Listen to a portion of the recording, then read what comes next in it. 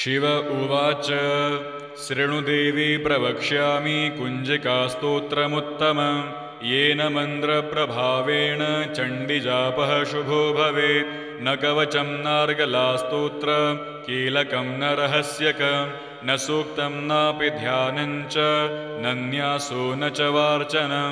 कुञ्जिकापाठमात्रेण दुर्गापाठफलं लभेत्। अधिगुह्यतरं देवी देवानामपि दुर्लभं गोपनीयं प्रयत्नेन स्वयोनिरिव पार्वती। मारणं मोहनं वश्यं स्तम्भनोच्चाटनादिकं पाठमात्रेण संसिद्धेत् कुञ्जिकास्तोत्रमुत्तमम्। ॐ ऐं ह्रीं क्लीं चामुण्डायै विच्चे। ॐ ग्लौं हूं क्लीं जूं सः ज्वालय ज्वालय ज्वल ज्वल प्रज्वल प्रज्वल। ऐं ह्रीं क्लीं चामुण्डायै विच्चे। ज्वलहं सं लं क्षं फट् स्वाहा। नमस्ते रुद्ररूपिण्यै नमस्ते मधुमर्दिनि नमः कैटभहारिण्यै नमस्ते महिषार्दिनि नमस्ते शुम्भहन्त्रै च निशुम्भासुरघातिनि। जाग्रतं हि महादेवी जपं सिद्धं कुरुष्व मे। ऐंकारी सृष्टिरूपायै ह्रींकारी प्रतिपालिका क्लींकारी कामरूपिण्यै बीजरूपे नमोऽस्तु ते। चामुण्डा चण्डघाती च यैकारी वरदायिनी विच्चे चाभयदा नित्यं नमस्ते मन्त्ररूपिणि। धां धीं धूं धूर्जटिः पत्नी वां वीं भूं वागधीश्वरी। क्रां क्रीं क्रूं कालिका देवी शां शीं शूं मे शुभं कुरु। हुं हुं हुंकाररूपिण्यै जं जं जं जं भनादिनि। भ्रां भ्रीं भ्रूं भैरवी भद्रे भवान्यै ते नमो नमः। अं कं चं टं तं पं यं शं वीं दूं ऐं वीं हं क्षं धिजाग्रं धिजाग्रं त्रोटय त्रोटय दीप्तं कुरु कुरु स्वाहा। पां पीं पूं पार्वती पूर्णा खां खीं खूं खेचरी तथा सां सीं सूं सप्तशती देव्या मन्त्रसिद्धिं कुरुष्व मे। इदं तु कुञ्जिकास्तोत्रं मन्त्रजागर्ति हेतवे अभक्तेनैव दातव्यं गोपितं रक्ष पार्वती। यस्तु कुञ्जिकया देवी हीनां सप्तशतीं पठेत् न तस्य जायते सिद्धिररण्ये रोदनं यथा। शिव उवाच शृणुदेवी प्रवक्ष्यामि कुञ्जिकास्तोत्रमुत्तमं येन मन्त्रप्रभावेण चण्डीजापः शुभो भवेत्। न कवचं नार्गलास्तोत्र कीलकं न रहस्यकं न सूक्तं नापि ध्यानञ्च नन्यासो न च वार्चनं। कुञ्जिकापाठमात्रेण दुर्गापाठफलं लभेत्। अधिगुह्यतरं देवी देवानामपि दुर्लभं गोपनीयं प्रयत्नेन स्वयोनिरिव पार्वती। मारणं मोहनं वश्यं स्तम्भनोच्चाटनादिकं पाठमात्रेण संसिद्धेत् कुञ्जिकास्तोत्रमुत्तमम्। ॐ ऐं ह्रीं क्लीं चामुण्डायै विच्चे। ॐ ग्लौं हूं क्लीं जूं सः ज्वालय ज्वालय ज्वल ज्वल प्रज्वल प्रज्वल। ऐं ह्रीं क्लीं चामुण्डायै विच्चे। ज्वलहं सं लं क्षं फट् स्वाहा। नमस्ते रुद्ररूपिण्यै नमस्ते मधुमर्दिनि नमः कैटभहारिण्यै नमस्ते महिषार्दिनि नमस्ते शुम्भहन्त्रै च निशुम्भासुरघातिनि। जाग्रतं हि महादेवी जपं सिद्धं कुरुष्व मे। ऐंकारी सृष्टिरूपायै ह्रींकारी प्रतिपालिका क्लींकारी कामरूपिण्यै बीजरूपे नमोऽस्तु ते। चामुण्डा चण्डघाती च यैकारी वरदायिनी विच्चे चाभयदा नित्यं नमस्ते मन्त्ररूपिणि। धां धीं धूं धूर्जटिः पत्नी वां वीं भूं वागधीश्वरी। क्रां क्रीं क्रूं कालिका देवी शां शीं शूं मे शुभं कुरु। हुं हुं हुंकाररूपिण्यै जं जं जं जं भनादिनि। भ्रां ह्रीं भ्रूं भैरवी भद्रे भवान्यै ते नमो नमः। कं चं टं तं बं यं शं वीं दूं ऐं वीं हं क्षं धिजाग्रं त्रोटय दीप्तं कुरु स्वाहा। पां पीं पूं पार्वती पूर्णा खां खीं खूं खेचरी तथा सां सीं सूं सप्तशती देव्या मन्त्रसिद्धिं कुरुष्व मे। इदं तु कुञ्जिकास्तोत्रं मन्त्रजागर्ति हेतवे अभक्तेनैव दातव्यं गोपितं रक्ष पार्वती। यस्तु कुञ्जिकया देवी हीनां सप्तशतीं पठेत् न तस्य जायते सिद्धिररण्ये रोदनं यथा। शिव उवाच शृणुदेवी प्रवक्ष्यामि कुञ्जिकास्तोत्रमुत्तमं येन मन्त्रप्रभावेण चण्डीजापः शुभो भवेत्। न कवचं नार्गलास्तोत्रं कीलकं न रहस्यकं न सूक्तं नापि ध्यानञ्च न न्यासो न च वार्चनं। कुञ्जिकापाठमात्रेण दुर्गापाठफलं लभेत् अधिगुह्यतरं देवी देवानामपि दुर्लभं। गोपनीयं प्रयत्नेन स्वयोनिरिव पार्वती मारणं मोहनं वश्यं स्तम्भनोच्चाटनादिकं पाठमात्रेण संसिद्धित् कुञ्जिकास्तोत्रमुत्तमम्। ॐ ऐं ह्रीं क्लीं चामुण्डायै विच्चे ॐ ग्लौं हूं क्लीं जूं सः ज्वालय ज्वल प्रज्वल ऐं ह्रीं क्लीं चामुण्डायै विच्चे ज्वलहं सं लं क्षं फट् स्वाहा। नमस्ते रुद्ररूपिण्यै नमस्ते मधुमर्दिनि नमः कैटभहारिण्यै नमस्ते महिषार्दिनि नमस्ते शुम्भहन्त्रै च निशुम्भासुरघातिनि। जाग्रतं हि महादेवी जपं सिद्धं कुरुष्व मे। ऐंकारी सृष्टिरूपायै ह्रींकारी प्रतिपालिका क्लींकारी कामरूपिण्यै बीजरूपे नमोऽस्तु ते। चामुण्डा चण्डघाती च यैकारी वरदायिनी विच्चे चाभयदा नित्यं नमस्ते मन्त्ररूपिणी। धां धीं धूं धूर्जटिः पत्नी वां वीं गूं वागधीश्वरी क्रां क्रीं क्रूं कालिका देवी शां शीं शूं मे शुभं कुरु। हुं हुं हुंकाररूपिण्यै जं जं जं जम्भनादिनि भ्रां ह्रीं भ्रूं भैरवी भद्रे भवान्यै ते नमो नमः। कं चं टं तं बं यं शं वीं दूं ऐं वीं हं क्षं धिजाग्रं त्रोटय दीप्तं कुरु स्वाहा। पां पीं पूं पार्वती पूर्णा खां खीं खूं खेचरी तथा सां सीं सूं सप्तशती देव्या मन्त्रसिद्धिं कुरुष्व मे। इदं तु कुञ्जिकास्तोत्रं मन्त्रजागर्ति हेतवे अभक्तेनैव दातव्यं गोपितं रक्ष पार्वती। यस्तु कुञ्जिकया देवी हीनां सप्तशतीं पठेत् न तस्य जायते सिद्धिररण्ये रोदनं यथा। शिव उवाच शृणुदेवी प्रवक्ष्यामि कुञ्जिकास्तोत्रमुत्तमं येन मन्त्रप्रभावेण चण्डीजापः शुभो भवेत्। न कवचं नार्गलास्तोत्रं कीलकं न रहस्यकं न सूक्तं नापि ध्यानञ्च न न्यासो न च वार्चनं। कुञ्जिकापाठमात्रेण दुर्गापाठफलं लभेत् अधिगुह्यतरं देवी देवानामपि दुर्लभं। गोपनीयं प्रयत्नेन स्वयोनिरिव पार्वती मारणं मोहनं वश्यं स्तम्भनोच्चाटनादिकं पाठमात्रेण संसिद्धित् कुञ्जिकास्तोत्रमुत्तमम्। ॐ ऐं ह्रीं क्लीं चामुण्डायै विच्चे ॐ ग्लौं हूं क्लीं जूं सः ज्वालय प्रज्वल ऐं ह्रीं क्लीं चामुण्डायै विच्चे ज्वलहं सं लं क्षं फट् स्वाहा।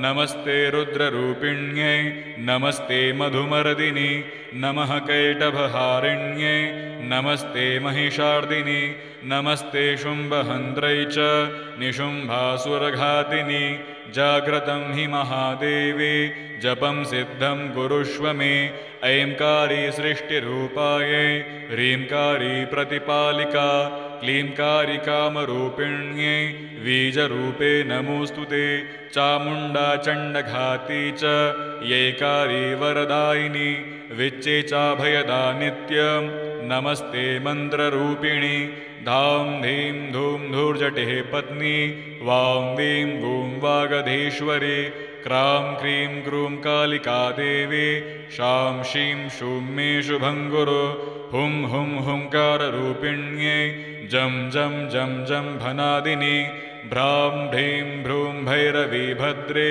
भवान्यै ते नमो नमः अं कं चं टं तं पं यं शं वीं दूं ऐं वीं हं क्षं धिजाग्रं त्रोटय त्रोटय दीप्तं कुरु कुरु स्वाहा पां पीं पूं पार्वती पूर्णा खां खीं खूं खेचरी तथा सां सीं सूं सप्तशती देव्या मन्त्रसिद्धिं कुरुष्व मे इदं तु कुञ्जिकास्तोत्रं मन्त्रजागर्तिहेतवे अभक्तेनैव दातव्यं गोपितं रक्ष पार्वती यस्तु कुञ्जिकया देवी हीनां सप्तशतीं पठेत् न तस्य जायते सिद्धिररण्ये रोदनं यथा।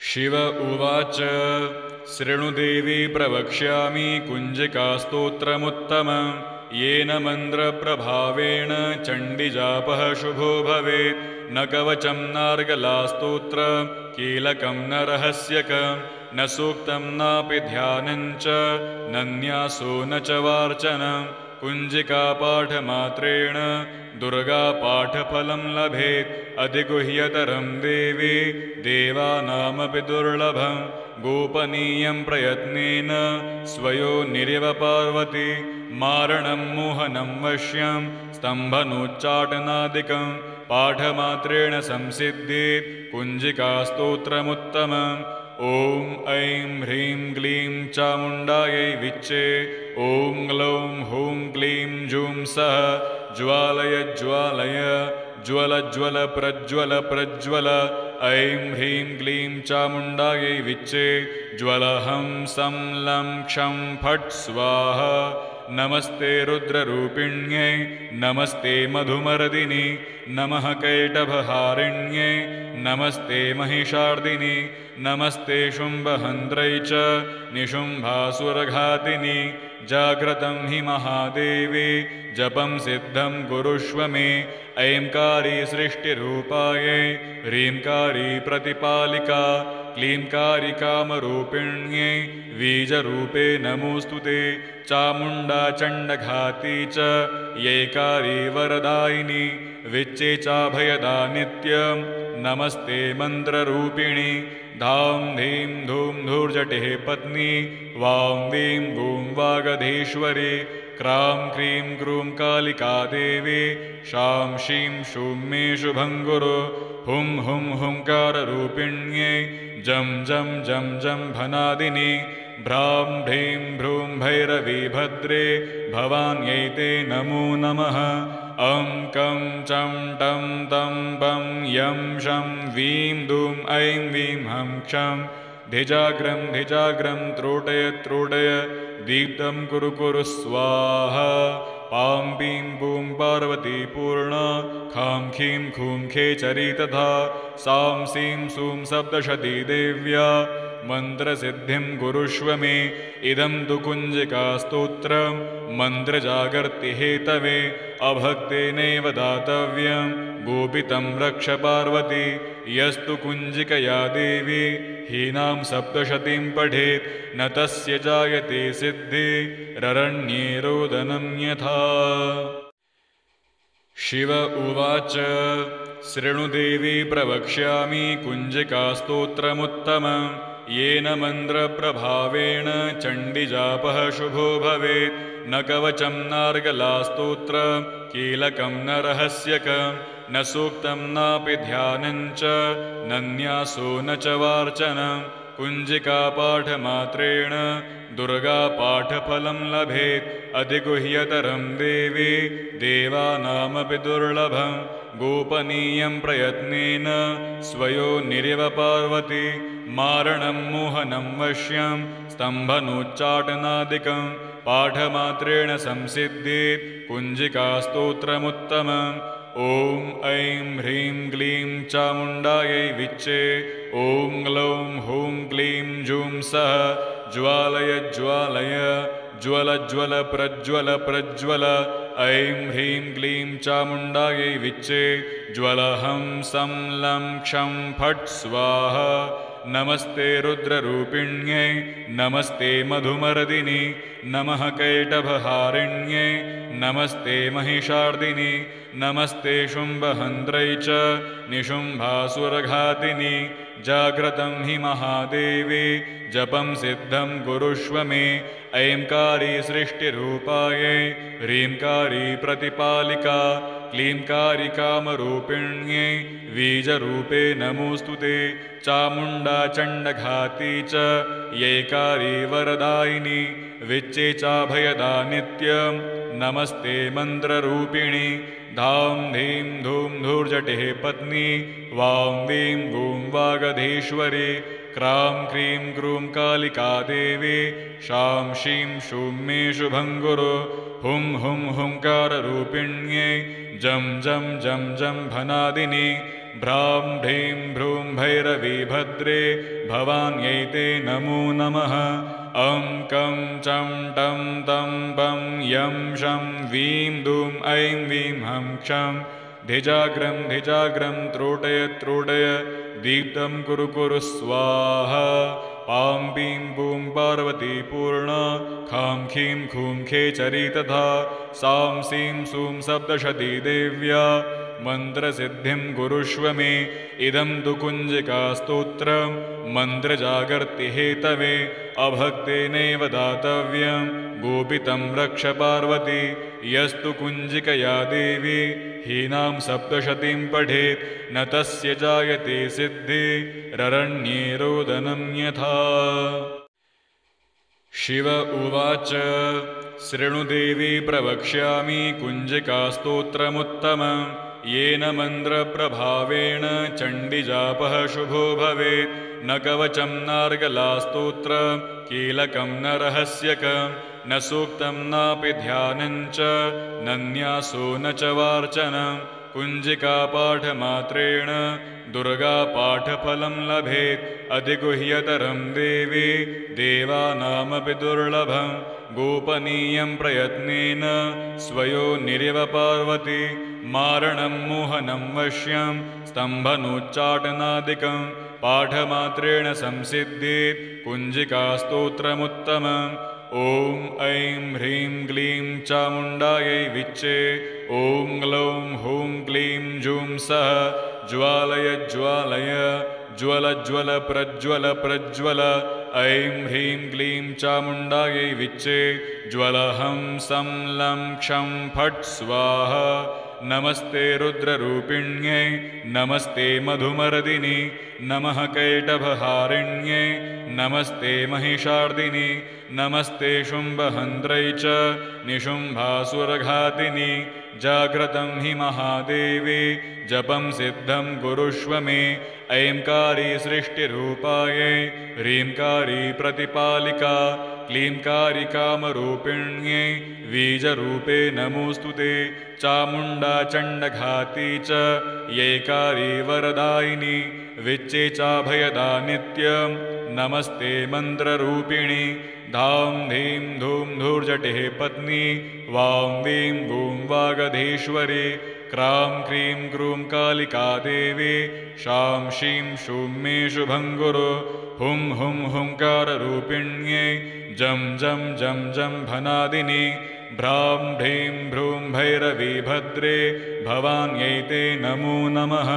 ॐ कं चं टं तं पं यं शं वीं दूं ऐं वीं हं क्षं धिजाग्रं त्रोटय दीप्तं कुरु स्वाहा पां पीं पूं पार्वती पूर्णा खां खीं खूं खेचरी तथा सां सीं सूं सप्तशती देव्या मन्त्रसिद्धिं कुरुष्व मे इदं तु कुञ्जिकास्तोत्रं मन्त्रजागर्ति हेतवे अभक्तेनैव दातव्यं गोपितं रक्ष पार्वती यस्तु कुञ्जिकया देवी हीनां सप्तशतीं पठेत् न तस्य जायते सिद्धिररण्ये रोदनं यथा। शिव उवाच शृणुदेवी प्रवक्ष्यामि कुञ्जिकास्तोत्रमुत्तमं येन मन्त्रप्रभावेण चण्डीजापः शुभो भवेत् न कवचं नार्गलास्तोत्रं कीलकं न रहस्यकं न सूक्तं नापि ध्यानञ्च न न्यासो न च वार्चनं कुञ्जिकापाठमात्रेण दुर्गापाठफलं लभेत् अधिगुह्यतरं देवी देवानामपि दुर्लभं गोपनीयं प्रयत्नेन स्वयोनिरिव पार्वती मारणं मोहनं वश्यं स्तम्भनोच्चाटनादिकं पाठमात्रेण संसिद्धित् कुञ्जिकास्तोत्रमुत्तमम् ॐ ऐं ह्रीं क्लीं चामुण्डायै विच्चे ॐ ग्लौं हूं क्लीं जूं सः ज्वालय ज्वल प्रज्वल ऐं ह्रीं क्लीं चामुण्डायै विच्चे ज्वलहं सं लं क्षं फट् स्वाहा नमस्ते रुद्ररूपिण्यै नमस्ते मधुमर्दिनि नमः कैटभहारिण्यै नमस्ते महिषार्दिनि नमस्ते शुम्भहन्त्रै च निशुम्भासुरघातिनि जाग्रतं हि महादेवी जपं सिद्धं कुरुष्व मे ऐंकारी सृष्टिरूपायै ह्रींकारी प्रतिपालिका क्लींकारी कामरूपिण्यै बीजरूपे नमोऽस्तु ते चामुण्डा चण्डघाती च यैकारी वरदायिनी विच्चे चाभयदा नित्यं नमस्ते मन्त्ररूपिणी धां धीं धूं धूर्जटिः पत्नी वां वीं भूं वागधीश्वरी क्रां क्रीं क्रूं कालिका देवी शां शीं शूं मे शुभं कुरु हुं हुं हुंकाररूपिण्यै जं जं जं जं भनादिनि भ्रां भ्रीं भ्रूं भैरवी भद्रे भवान्यै ते नमो नमः ॐ कं चं टं तं पं यं शं वीं दूं ऐं वीं हं क्षं धिजाग्रं त्रोटय दीप्तं कुरु स्वाहा पां पीं पूं पार्वती पूर्णा खां खीं खूं खेचरी तथा सां सीं सूं सप्तशती देव्या मन्त्रसिद्धिं कुरुष्व मे इदं तु कुञ्जिकास्तोत्रं मन्त्रजागर्ति हेतवे अभक्तेनैव दातव्यं गोपितं रक्ष पार्वती यस्तु कुञ्जिकया देवी हीनां सप्तशतीं पठेत् न तस्य जायते सिद्धिररण्ये रोदनं यथा। शिव उवाच शृणुदेवी प्रवक्ष्यामि कुञ्जिकास्तोत्रमुत्तमं येन मन्त्रप्रभावेण चण्डीजापः शुभो भवेत् न कवचं नार्गलास्तोत्रं कीलकं न रहस्यकं न सूक्तं नापि ध्यानञ्च न न्यासो न च वार्चनं कुञ्जिकापाठमात्रेण दुर्गापाठफलं लभेत् अधिगुह्यतरं देवी देवानामपि दुर्लभं गोपनीयं प्रयत्नेन स्वयोनिरिव पार्वती मारणं मोहनं वश्यं स्तम्भनोच्चाटनादिकं पाठमात्रेण संसिद्धित् कुञ्जिकास्तोत्रमुत्तमम् ॐ ऐं ह्रीं क्लीं